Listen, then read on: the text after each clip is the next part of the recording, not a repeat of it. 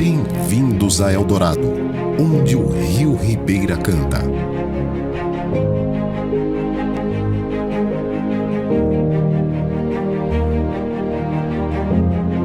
E as montanhas sussurram segredos. Prepare-se para uma jornada épica. Pelos caminhos da invejável cidade pacata e tradicional.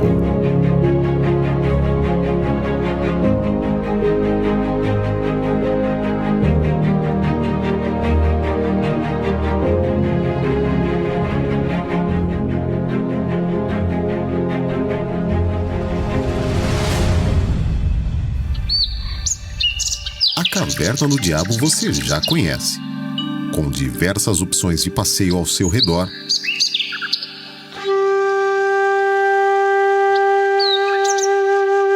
Por aqui os turistas circulam tranquilamente, porém, o que muitos não sabem é que no interior desta montanha existem percursos diferentes dos tradicionais, iluminados e suspensos por plataformas.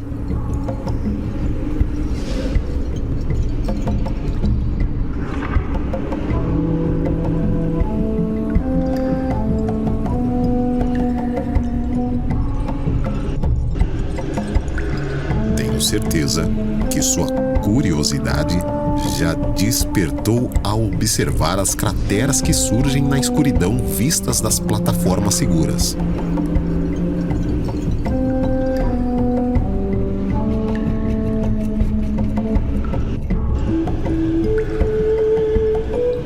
E é aqui que a aventura faz a diferença.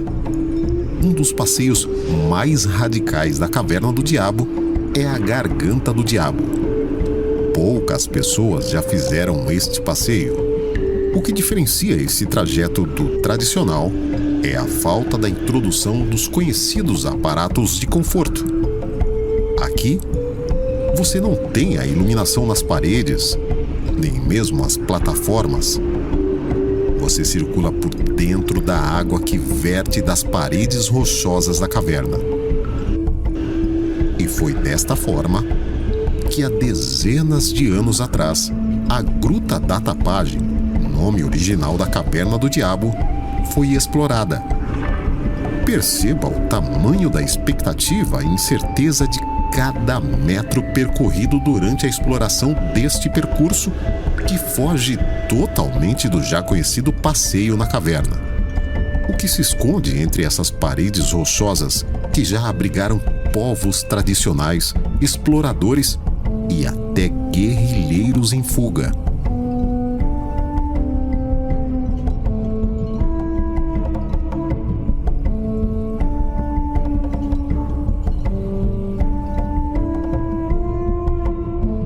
Pessoal, aqui ó, nós estamos na cachoeirinha, a gente chama Cachoeira do Batismo, que é onde o quebra-gelo, onde o grupo vai se batizar aqui dentro da caverna. Um passeio ali tranquilo, passeio gostoso, passeio com aventura. Então, para você que gosta de aventura, vem com a Amarelo, Caverna do Diabo, tá? Garganta do Diabo, Salão do Erex. Então, assim, é um passeio maravilhoso para quem gosta de aventura. Berço de dezenas de quilombos tradicionais, o município de Eldorado tem histórias cativantes de superação, união e muita cultura. Os quilombos são comunidades que se originaram de antigos fugitivos escravos que se instalaram no local e, ao longo do tempo, levaram adiante sua cultura e a sua tradição.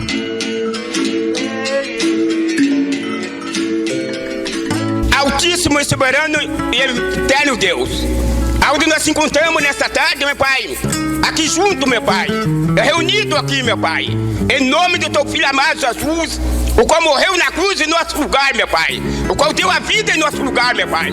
Eu peço ao Senhor nessa tarde, meu Pai, abençoa, meu Pai, essa reunião, meu Pai, abençoa esse dia, meu Pai. Eu vou pegar minha viola, eu vou.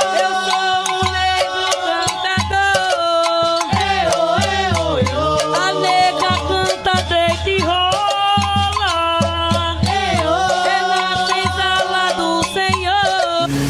conheci 4 vapores, era Vicente Carvalho, Cândido Rodrigues, Luquiazinho e Estrela Azul.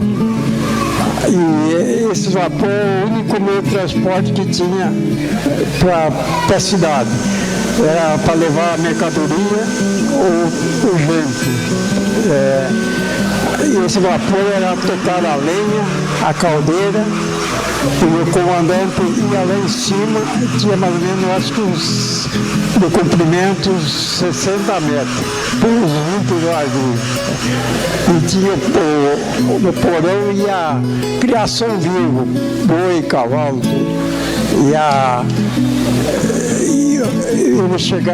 antes de chegar lá em casa, ele pegava a lenha, que era o combustível dele.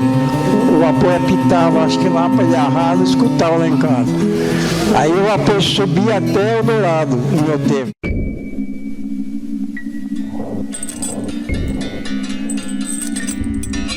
Há décadas, nas profundezas dessa densa mata, erguia-se a fazenda Caiacanga.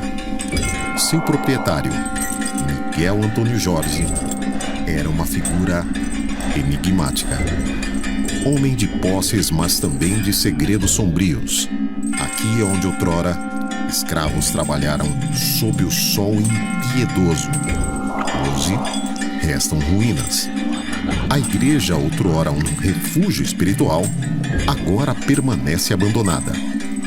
Conta-se que em noites específicas, quando o sol se põe e a escuridão toma conta, os gemidos dos escravos ecoam pelas paredes desmoronadas.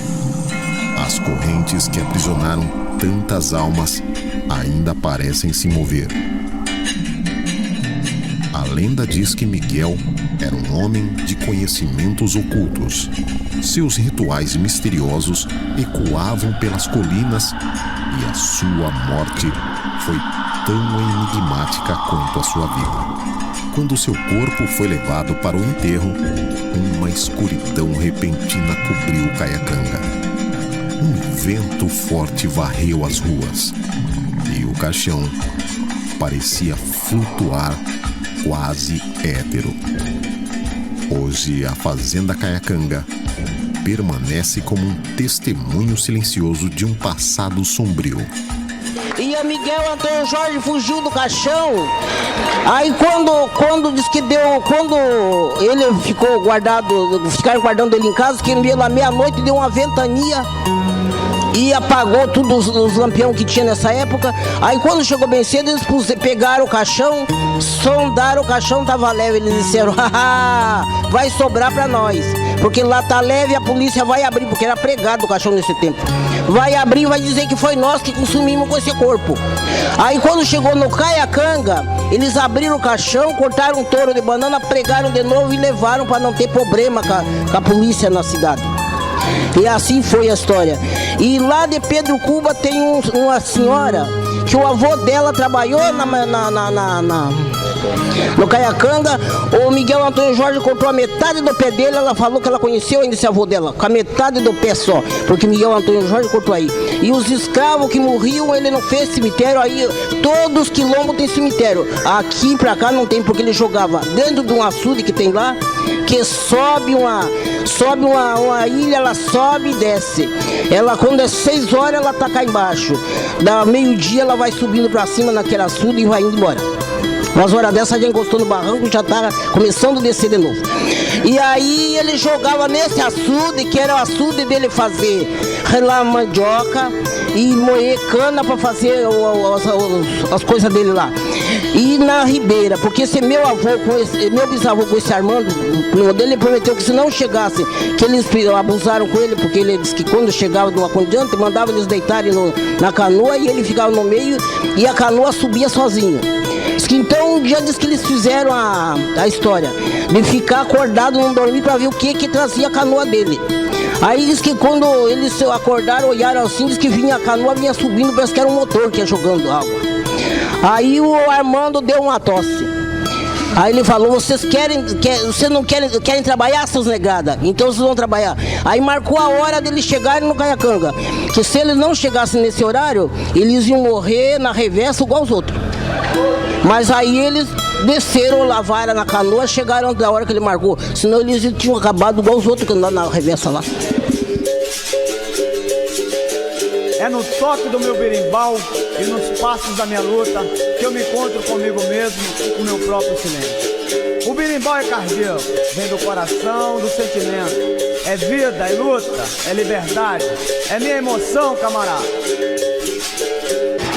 O Quilombo Bobral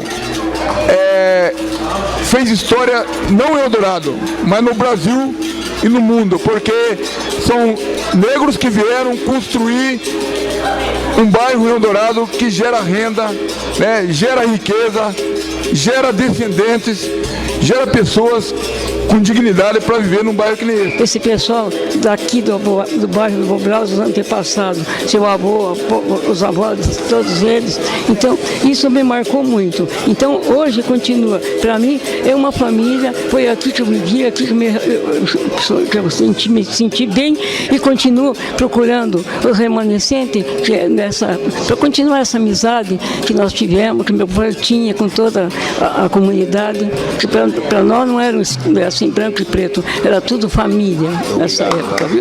Porque eu já moro em São Paulo há mais de 50 anos, mas eu nunca esqueci o Bobral. Sempre que eu venho em Eldorado aqui, então eu pego o carro e faço questão de vir aqui. Então eu me sinto assim, agradecida por vocês toda, a comunidade toda, esse convite, né? A gente participar desse encontro que foi maravilhoso, fazendo a gente relembrar histórias e muita coisa a gente já esqueceu, mas devagar vai lembrando. E tem muita história para contar dos antigos daqui. Nós ainda temos muita coisa.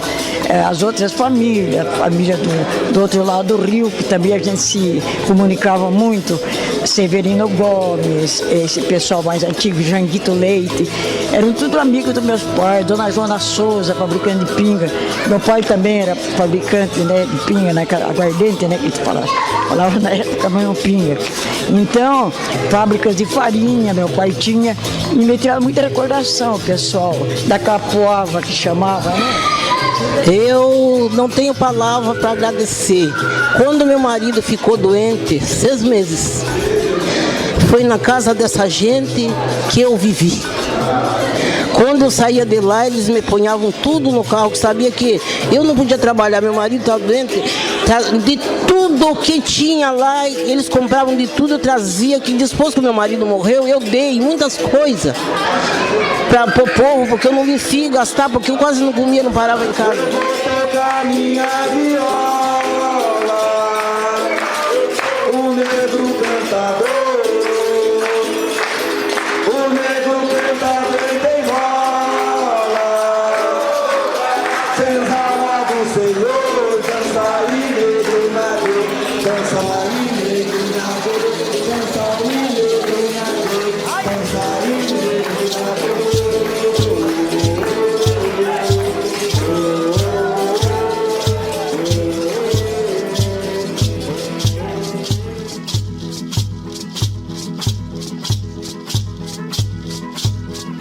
Moro aqui na aldeia Taquari.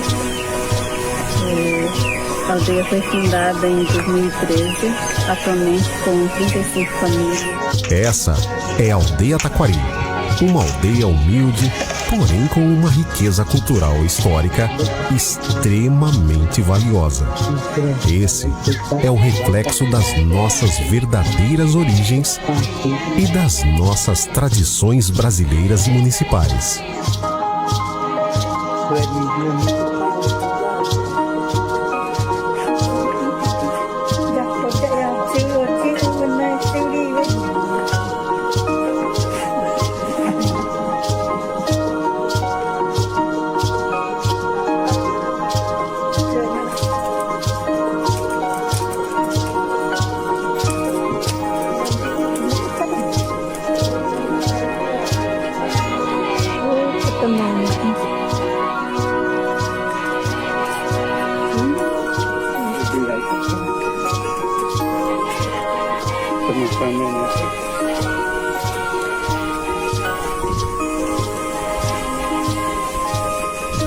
Tá bom. partir do nosso conhecimento, quando tem uma planta para servir para alguma coisa, eu tenho que fazer ritual, porque essa planta tem o guardião, o seu espírito da planta. Eu tenho que me concentrar, fazer ritual para me pegar essa planta, porque essa planta dá efeito para essa pessoa. Agora, se eu pegar de qualquer jeito lá, o ferro lá da pessoa, essa vez não dá, porque não fiz um ritual. Porque a planta, como dizem, tem um espírito. E o espírito, quando você pega, ele sabe que para que você está pegando. Mas se você não tiver essa conversa com o espírito, não vai saber, como se fosse um ser humano, né? De repente ele está lá, um ser humano está lá sentado ali, de repente o pessoal, né, chega lá e pega seu chinelo e leva embora. O que a pessoa vai pensar? Como o chinelo pegou? Eu poderia perguntar para você, eu quero o chinelo que uma pessoa lá precisa, e será que não pode ajudar ele para essa pessoa? Você vai ajudar com carinho, e aquele chinelo que ele pediu, você vai ajudar essa pessoa. Então a planta, a mesma coisa, não pode chegar de qualquer jeito, arrancar e levar, isso não vai servir nunca. Então nós não, a gente tem toda essa sabedoria, e essa nossa casa de reza aqui é feito também nosso ritual. Oi, mapeta no dormiri, essa tão linda que ainda eu não vi. Oi, mapeta no dormiri, essa tão linda que ainda eu não vi. Lá no recanto tinha um baile. Outra comunidade que leva adiante sua tradição é o Quilombo Sapatu.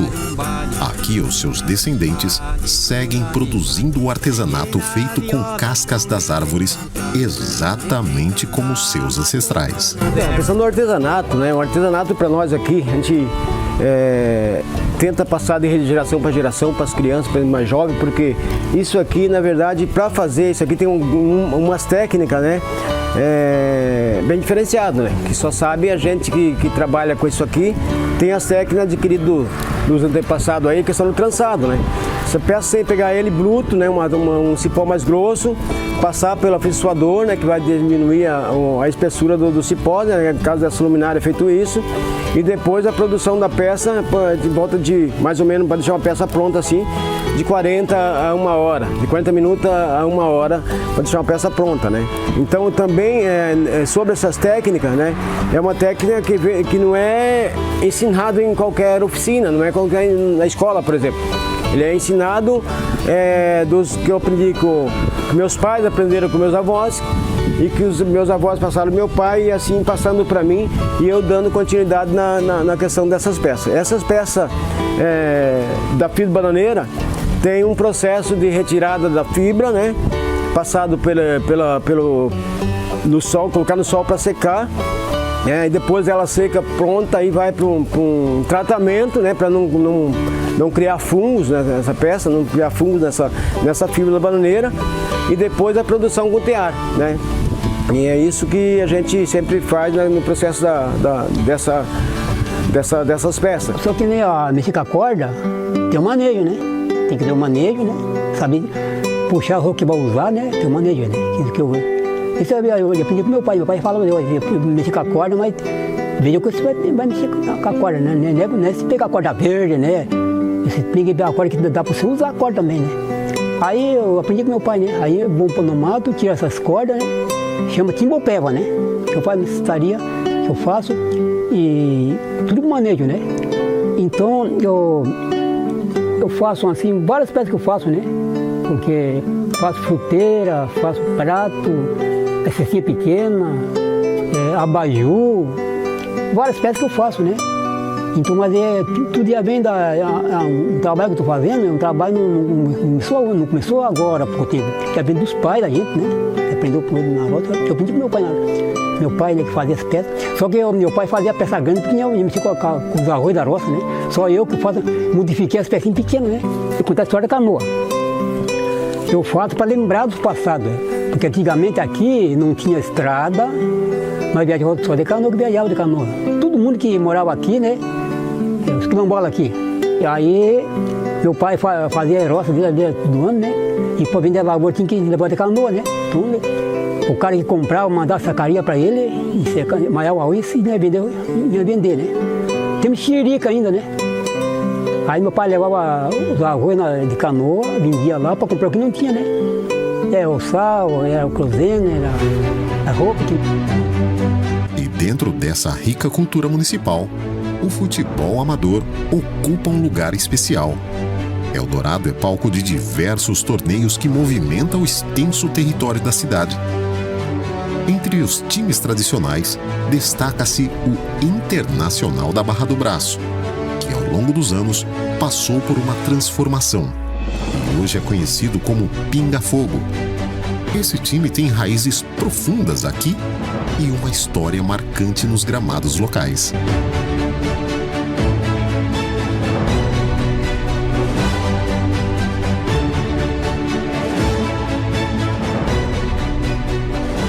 O campo de futebol, que hoje é adotado com a iluminação, foi construído por um ilustre professor chamado Rodolfo. Ele veio à Barra do Braço com sua esposa, que escolheu a cadeira de professora ali. E por muito tempo permaneceu ensinando o povo a jogar bola. Então, nesse local onde ficou o pasto, ele edificou 2 traves e arregimentou os jogadores para o início do treinamento. E foi com muito custo que ele conseguiu alguns efeitos futebolísticos dos seus jogadores. Para cá, Barra do Braço, vinham os jogadores de Batatal, Itapiúna, Eldorado e Cajati. Nesse tempo, os jogos se realizavam com assistência da torcida, constituída pelas mulheres dos jogadores ou namoradas, quando elas tinham seus jogadores de preferência. Durval Ferreira é um deles. Quando Durval Ferreira pegava a bola, era um ruído total de aplauso. E se ele recebia alguma falta, caía, a torcida comandada por Sebastiana gritava: "Quem quebrar com o padre Durval morre seco." E tinha um rapazola chamado Chico Ferreira que se intrometia em todos os acontecimentos da vila. E ele gritava, cumprimentando: "E morre a facãoada." Por isso que Barra do Braço tem o apelido de Terra do Facão.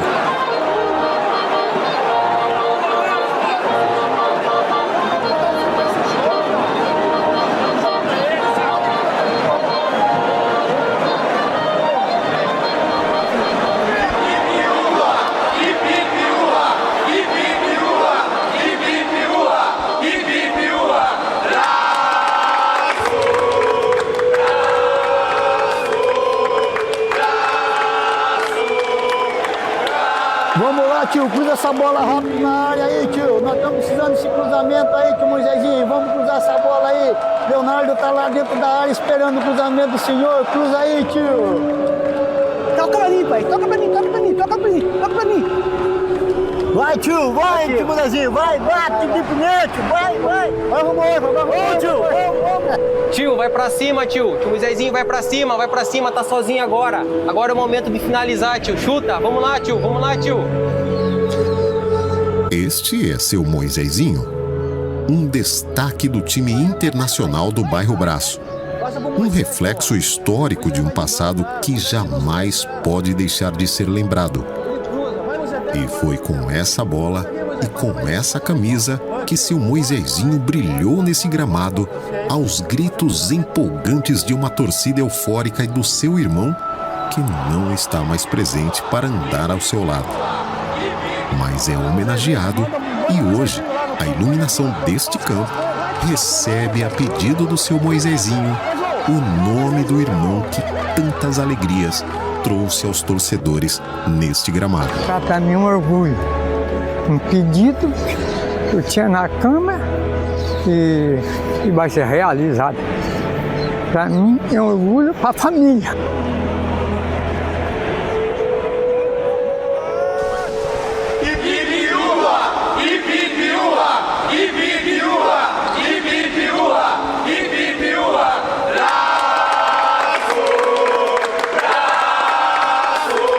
sol se põe no horizonte, tingindo o campo do bairro Braço com tons dourados. Os jogadores, aposentados, com cabelos grisalhos e sorrisos marcados pelo tempo, caminham em direção ao gramado. Moisésinho, o idoso de mais de 80 anos, lidera esse grupo. Seus passos lentos, mas determinados, ecoam memórias de vitórias e derrotas. Este foi o último jogo oficial onde o protagonista artilheiro, seu Moisésinho, vestiu uma última vez a camisa do time internacional.